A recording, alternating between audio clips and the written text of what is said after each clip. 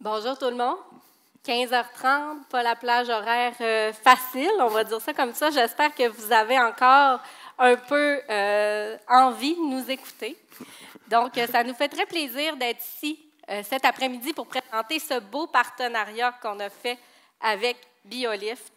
Le titre de notre présentation a fait beaucoup jaser sur les réseaux sociaux, entre autres parce qu'on parlait d'innovation ergonomique. Puis moi, n'étant pas une ergonome et ne me prétendant pas du tout l'être, pourquoi qu'on a dit innovation ergonomique? C'est que... Allô? OK. C'est que pour ceux qui sont dans le domaine de la construction, est-ce qu'il y en a dans la salle qui sont dans le domaine de la construction? Ah, OK. En fait, on ne se cachera pas qu'en santé et sécurité, c'est difficile et on a toujours été un peu en arrière de la parade au niveau de la santé et sécurité à tous les niveaux. Donc, pour nous, l'arrivée des exosquelettes sur le marché depuis tout récemment, ça a été une innovation pour nous et on a décidé d'aller de l'avant avec ça. Donc, aujourd'hui, je viens vraiment vous parler de notre expérience spécifique, Cegerco, entrepreneur en construction, avec un seul type d'exosquelette aussi, parce qu'il y en a plein d'autres sur le marché.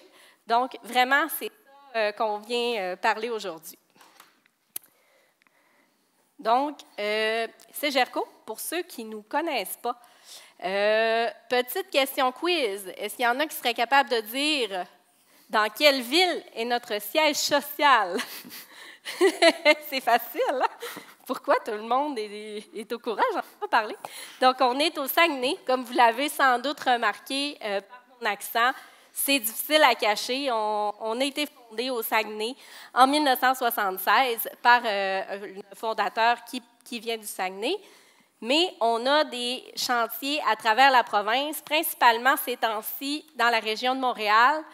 On en a également en Abitibi, on a fait de la Côte-Nord, Gaspésie. Donc, entrepreneur général en construction, on fait des projets d'infrastructure, de bâtiments, des barrages, des postes, des centrales. En gros, c'est ça nos activités. Je vais laisser aussi Laurent présenter un peu son entreprise. Oui, donc bonjour tout le monde. Alain a déjà fait un bon travail pour me présenter, mais je vais quand même peut-être ajouter une petite couche. Donc oui, moi j'ai fondé BioLift en 2020 avec 3 partenaires. On était vraiment donc tous le même laboratoire de recherche à Polytechnique Montréal en génie biomécanique, biomédical aussi, là. Donc, et quand on a fondé BioLift, ce qu'on avait, c'est une vision, c'était d'aller protéger les travailleurs pour nous dans les métiers les plus exigeants en construction, mais plusieurs industries. Moi-même, étant d'une famille issue de la construction, j'ai vu plein de travailleurs avoir des épaules finies, des dos finis, des genoux finis. C'est ça qui nous a donné l'envie de travailler sur des outils comme ça. Parfait. Donc, on va avoir plus tard dans la présentation un témoignage d'un de nos utilisateurs qui va être en vidéo finalement. Mais tout d'abord, l'avis initial, puis je ne serai sûrement pas la seule avec cet avis-là. Je dois vous dire que moi, au départ, quand mon collègue ici présent, Éric Desbiens, qui est notre coordonnateur des COS, est arrivé avec le directeur santé-sécurité, puis voulait implanter les exosquelettes, moi, j'étais une de celles qui n'y croyait pas vraiment. Pour être honnête, moi, je me disais, les gars, ils mettront pas, puis les gars, les filles, on en a aussi sur les chantiers, mais ils ne prendront pas le temps de mettre l'exosquelette, ça va traîner, on va les perdre, ça ne sera pas efficace, ils ne pourront pas mettre leur harnais, donc ça ne sera pas porté. Moi, je pensais que ça allait être comme un peu un coup d'épée dans l'eau. Puis là, je suis ici aujourd'hui. Fait que vous vous imaginez que mon avis a un petit peu changé, là, sinon je ne serais pas là pour vous en parler. Donc, c'est à partir de où l'implantation de ces exosquelettes en chantier? Eh bien, ma ligne du temps commence en 2010 parce que c'est l'année où je suis arrivée chez Cegerco. Donc, avant ça, je ne peux pas vous en parler, je n'étais pas là. Mais je peux vous dire, depuis 2010, il y a eu des changements majeurs au niveau de la culture qui se sont opérés. Au départ, on travaillait pour des clients comme Rio Tinto et on ne se cachera pas, on avait une culture de conformité.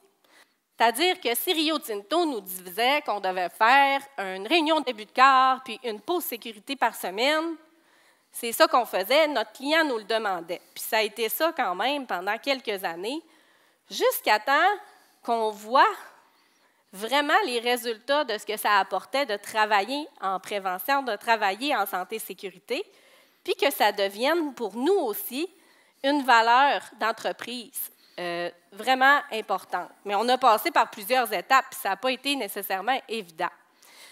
Travail encore qui, à ce jour, continue d'être en continu. Finalement, la culture, c'est quelque chose qu'on ne peut pas dire « Ah, tiens, nous, on a une culture en santé-sécurité, c'est réglé, c'est fait. » C'est du travail continu. Donc, je sais, je ne veux pas prendre trop de temps, mais on a implanté plein d'outils au fil des années, que ce soit des réunions début de quart, pause sécurité. On a obtenu aussi nos certifications au SAS 18001. Par la suite, on a obtenu ISO. On a parlé d'ISO 45001 tantôt. On a obtenu ces certifications-là. Et là où ce que ça a pris un second souffle, je dirais, c'est en 2023, quand on a implanté les exosquelettes. Puis là, tout le monde me regarde avec des points d'interrogation dans les yeux. Comment ça, les exosquelettes? Pourquoi ça change la culture? C'est quoi le lien? C'est quoi le rapport? Eh bien, les travailleurs, souvent, ils trouvent qu'on leur en fait faire beaucoup. Vous savez, on leur fait faire des inspections de chantier. On leur fait vérifier leur environnement, analyser les risques, mettre des mesures de prévention en place. Ils voient là qu'est-ce qu'on leur fait faire. Mais d'apporter un exosquelette dans leur environnement de travail, ça vient leur démontrer « Hé, c'est Gerco, il prend soin de moi. » Ils trouvent ça important pour vrai, la santé-sécurité, parce que l'exosquelette, on a observé que ça venait vraiment faire une différence sur leur état physique à la fin de la journée. Puis là, croyez-le ou non, mais au fil des journées où ils portaient l'exosquelette, bien, ils venaient qu'à se dire « Bien, moi, je pourrais faire mon effort aussi en santé-sécurité. » Ça amène un petit peu un changement de vision puis un changement de comportement parce qu'ils voient quelque chose de concret qu'on leur apporte aussi en santé-sécurité. Parce que c'est ça un petit peu comment je dirais, le côté sombre de la santé-sécurité. On sait quand on a des accidents. Hein? On le remarque, on a des grosses enquêtes, des gros accidents qui surviennent, on le sait. Par contre, quand on travaille en prévention, on ne verra pas nécessairement le résultat positif de ça. Dans le sens où le garde-corps, on ne saura jamais comment il a empêché de personne de tomber en étant là. Donc, en amenant un outil concret comme l'exosquelette, bien là, on vient changer la mentalité puis démontrer concrètement par des actions qu'on prend soin de nos travailleurs. Est-ce que ça fait du sens? Un peu. C'est peut-être une nouvelle façon de le voir, mais puis, juste une petite parenthèse par rapport à ça, on a observé que sur le chantier où on avait implanté les exosquelettes qui étaient le plus présents, bien, c'est ce chantier-là qu'on a eu le plus d'innovation en santé-sécurité. Donc, les travailleurs proposaient des idées nouvelles, proposaient des nouvelles façons de faire pour améliorer soit leur position ergonomique de travail bien, c'est ça, leur position ergonomique de travail, parce que sur ce chantier-là, on a eu des propositions de plateformes surélevées pour éviter d'avoir à descendre et monter pour faire des travaux au plafond. Et c'est aussi sur ce chantier qu'ils ont fait un gabarit pour permettre de ne pas travailler penché, d'être debout. Donc, curieusement, c'est sur le même chantier qu'on a implanté les exosquelettes. Puis là, attention, je ne suis pas en train de dire vraiment pas que toutes les activités de prévention, ce n'est pas une bonne chose parce que c'est nécessaire. Et on se doit d'avoir aussi ces activités de prévention-là. Cependant, ça vient apporter un second souffle là, à la vision qu'en ont les travailleurs. Pourquoi, plus concrètement, on a décidé d'implanter les exosquelettes sur nos chantiers avant de savoir ce que ça apporterait au niveau de de leur opinion sur la santé-sécurité et sur l'impact sur leur santé, bien, c'est le cœur de notre entreprise. Les travailleurs de la construction, on fait des projets d'envergure. S'ils ne sont pas là, on n'a pas de projet. Donc, c'est notre main-d'œuvre, c'est le cœur. On a fait ça pour eux, tout d'abord. Deuxièmement, parce qu'on veut être en mode proactif. On ne veut pas attendre d'avoir des TMS, des blessures au niveau du dos. On veut travailler en prévention. Puis, ça devenait une manière, parce que, évidemment, c'est toujours mieux de travailler en ayant des méthodes à la source, de réduire le risque à la source. Cependant, ce n'est pas toujours possible. Puis nous, le problème qu'on a avec nos chantiers, c'est que les travaux sont très à risque. Puis des fois, il n'y a pas d'autre façon de faire que d'utiliser un marteau-piqueur puis de casser du béton pendant 8 heures de temps. Donc, il faut trouver des solutions qui viennent pallier un peu ce problème-là. Et bien sûr, on ne se le cachera pas, diminuer les blessures au niveau dorso-lombaire parce que, en fait, dans les dernières années, on a eu près de 20 blessures en lien avec le dos qui ont été à la CNESST, donc qui ont ouvert un dossier, que ce soit en arrêt de travail. Donc, ce n'est pas négligeable, puis on voulait vraiment diminuer ces statistiques-là. Donc, 4 raisons principales. Puis là, bien, ça, c'est un peu notre recette. C'est certain que là, je vous parle vraiment, encore là, de notre expérience à nous, mais ça reste que ça peut se transposer dans vos entreprises, cette recette-là, pour implanter un nouvel outil, que ce soit au niveau ergonomique ou même d'autres nouveaux outils. Ça prend une direction qui est engagée et qui y croit. Parce que si la direction ne va pas de l'avant, nous, on avait la chance d'avoir un directeur santé-sécurité qui a amené l'idée au comité de direction. Ils ont embarqué, ils avaient le goût de l'essayer, ils avaient vraiment l'intérêt de le faire. Bien, ça part d'en haut, comme on l'a dit plusieurs fois dans la journée, ça part d'en haut. Donc, première chose.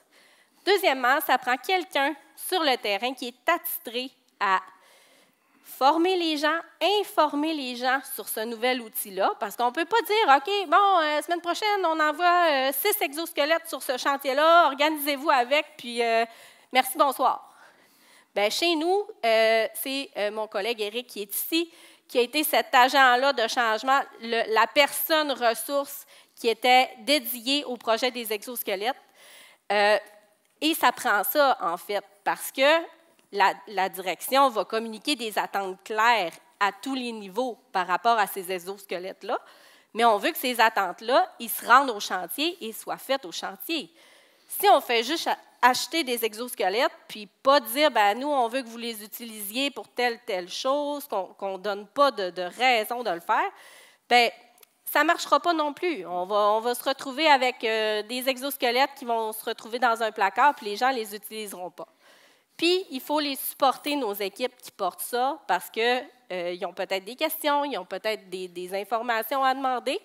Et on va voir plus tard aussi que ce n'est pas adapté à tous les travaux, puis à tous les corps de métier, puis à tout ce qu'on fait non plus. Tu sais, je vous parle de ça comme une solution miracle, mais il faut vraiment, Laurent va vous en parler plus longuement tantôt, mais nous, c'était pour des travaux spécifiques de démolition très difficiles au niveau du corps. Donc, il faut faire attention, ce n'est pas utilisable non plus pour tous les travaux. Et il faut rappeler ces attentes-là de manière fréquente pour que ça fonctionne, parce qu'on veut qu'un beau projet comme celui-là, ça fonctionne, puis que les gens embarquent aussi là-dedans. Donc, ça a été nos étapes pour implanter les exosquelettes. Merci, Marie-Pierre. Je suis pour avoir déployé des exosquelettes dans plusieurs entreprises. Avec CEGERCO, on a vraiment remarqué l'importance, encore une fois, de la direction engagée. Ça fait toute la différence sur ce projet-là parce que maintenant, ils ont des projets partout au Québec, puis les exosquelettes se promènent partout, puis ils ont du succès partout, ce qui n'est pas le cas vraiment avec toutes les entreprises. Ça a été vraiment un super projet avec CEGERCO. Avant peut-être d'aller plus loin, j'aimerais ça qu'on embarque un peu plus dans les exosquelettes, juste pour ceux qui ont peut-être eu moins connaissance de ça, en redécouvrir un peu, ou pour ceux que ça fait longtemps qu'ils en ont entendu parler, l'occasion de revenir là-dessus, surtout les exosquelettes lombaires, qui est le sujet qu'on a vraiment déployé chez CEGERCO. Donc, Encore une fois, moi, disclaimer comme Marie-Pierre, je ne suis pas ergonome, mais je suis plutôt ingénieur biomécanicien, on pourrait dire.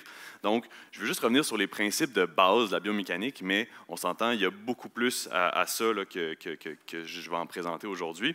Mais je pense que tout le monde est d'accord avec moi que le principe de base d'une contraction musculaire, c'est qu'on force avec nos muscles, puis soit ça bouge, ou du moins on peut retenir notre bras, par exemple. Même chose pour le dos, on va se pencher par exemple vers l'avant, puis notre dos va avoir des muscles qui vont se contracter, on va retenir la colonne vertébrale ou on va l'aider à se relever. Puis ce que ça va faire, c'est en même temps un peu compresser les disques intervertébraux. C'est le principe là, très de base de la biomécanique de la colonne vertébrale. Puis notre poids va aussi affecter la compression des disques intervertébraux. Tout ça, c'est totalement normal, on s'entend, on vit tous les jours comme ça. Mais par contre, vous le savez tous, il y a des facteurs de risque qui ajoutent à ça. On va parler du poids. Donc, si on maintient un outil, si on soulève un objet, ça c'est, je pense, le plus de base. Mais après, il y a tout ce qui est durée-fréquence. Hein. Le temps de contraction musculaire vient rajouter aux facteurs de risque. Et aussi la posture, donc l'angle qu'on va avoir, vraiment, va créer des forces plus ou moins grandes sur notre dos. Il y a d'autres facteurs de risque externes qui, je pense, sont vraiment importants aussi. Vous en avez parlé aujourd'hui, le froid, l'échauffement, ou plutôt le manque d'échauffement, la fatigue, le stress au travail, c'est tous des choses qui contribuent à une blessure TMS, par exemple, au dos. Moi, je ne suis pas là pour parler de tous ces problèmes-là. L'exosquelette, c'est important ça quand même, ça travaille surtout sur le premier, sur le poids ou sur le poids apparent sur les muscles du dos. Okay? Donc, c'est vraiment une solution qui travaille sur une partie du problème. L'exosquelette, c'est tout simple, un exosquelette lombaire. Quand je me penche vers l'avant, j'ai une sensation de support sur mon torse, donc il peut me relever, puis j'ai un appui sur mes jambes. Le meilleur exemple que je peux vous donner, c'est pencher vers l'avant, appuyez-vous sur vos jambes comme ça, puis vous allez sentir un soulagement dans votre dos. C'est le meilleur exemple que je peux donner, mais ça vous permet d'avoir vos mains pour travailler.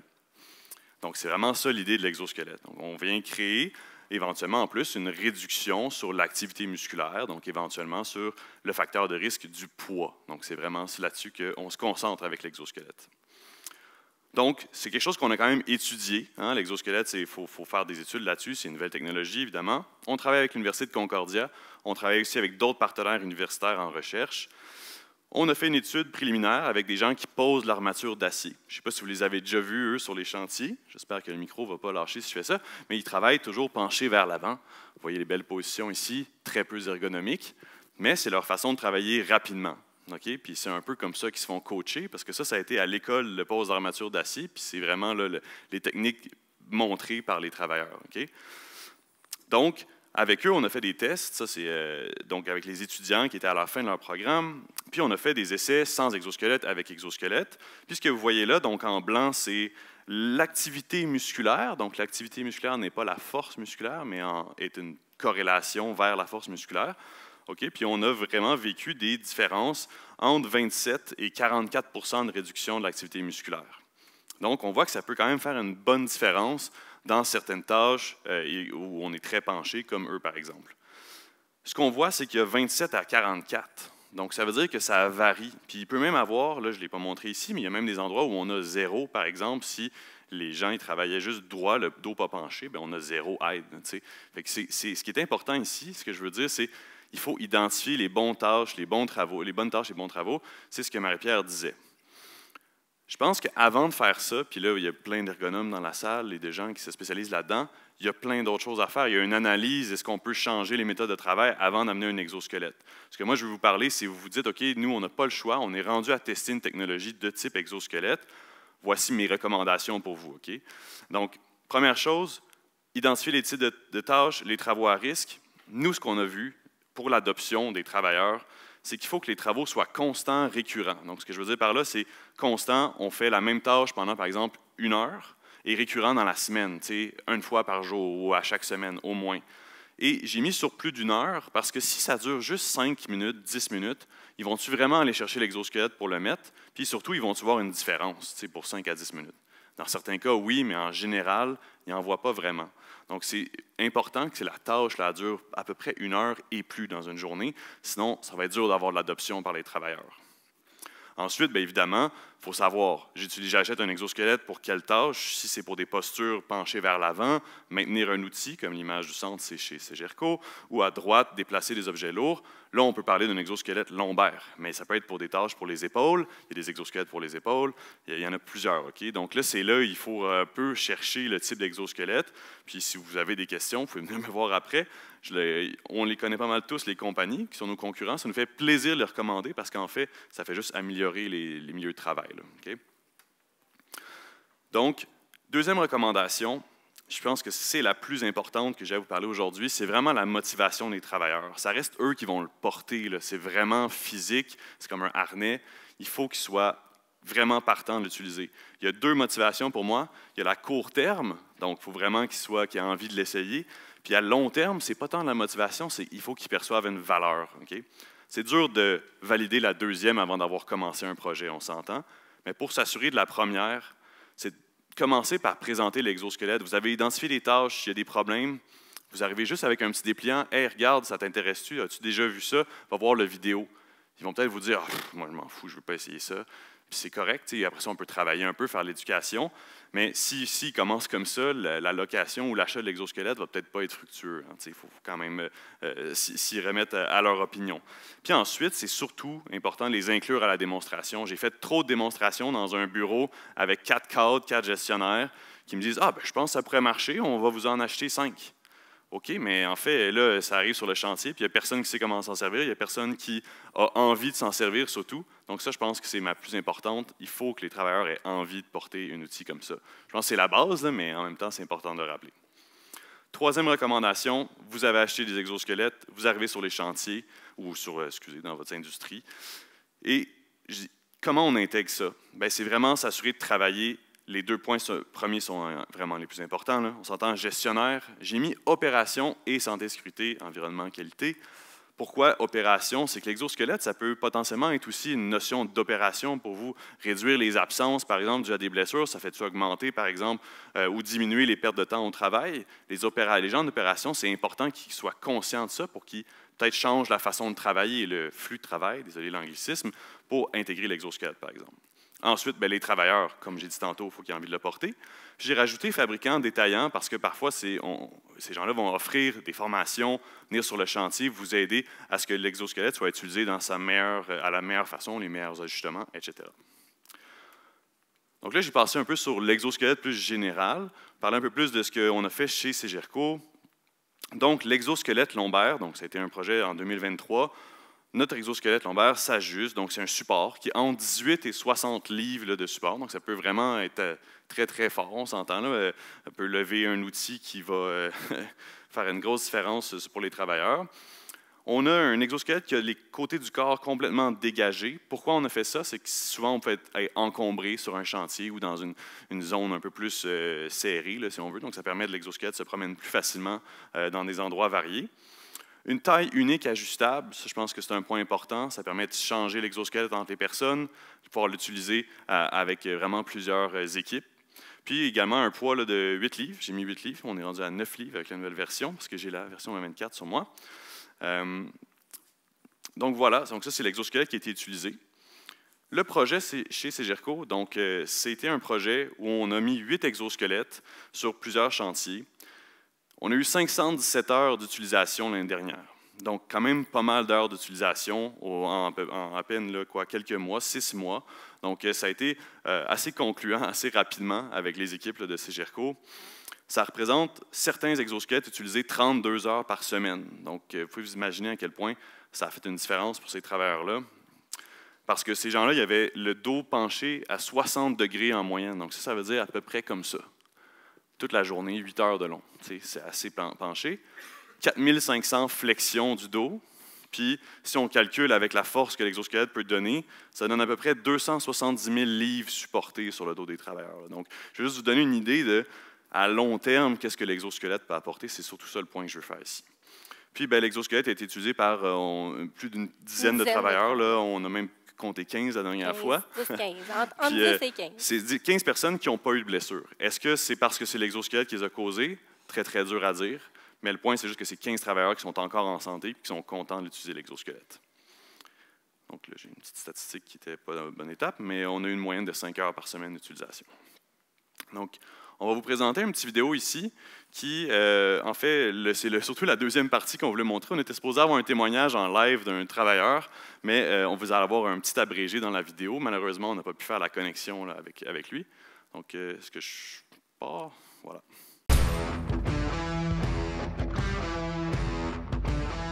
Mes tâches de démolition, la démolition de béton, c'est environ 8 heures par jour avec un marteau-piqueur, des traits physiques.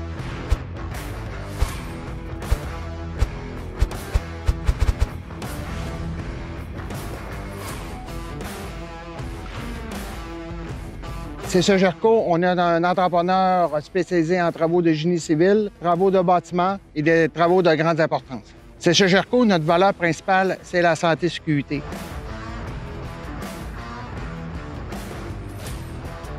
En mettant la santé et sécurité en premier lieu, on va aider les travailleurs à mieux travailler et éviter les blessures. Bonjour, mon nom est Sylvain Malenfant. J'ai 35 000 heures d'expérience sur la construction. Bien, la culture chez Sogerco, ça dépasse les normes établies. Mes tâches de démolition, la démolition de béton, c'est environ 8 heures par jour avec un marteau-piqueur, des traits physiques.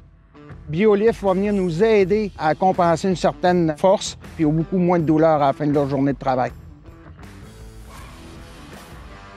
Jusqu'à maintenant, on est très satisfait de l'utilisation de nos exosquelettes. On a des travailleurs d'une certaine âge qui sont sur la construction depuis plusieurs années, puis c'est des équipements qu'ils auraient dû avoir avant ça. Sur les chantiers de démolition, c'est des équipements qui sont rendus quasiment essentiels. Ce que je peux dire sur l'exosquelette, c'est pas plus contraignant que de porter un harnais. Justement, quand on travaille penché, là, des mouvements toujours par en avant, ça supporte le dos. Fait que ça a complètement éliminé les douleurs dorsales que j'avais. Aujourd'hui, je ne travaillerai plus sans l'exosquelette. On va essayer de les incorporer maintenant dans nos tâches de travail réguliers. On va essayer de développer de plus en plus cet équipement-là parce qu'on croit à BioLift.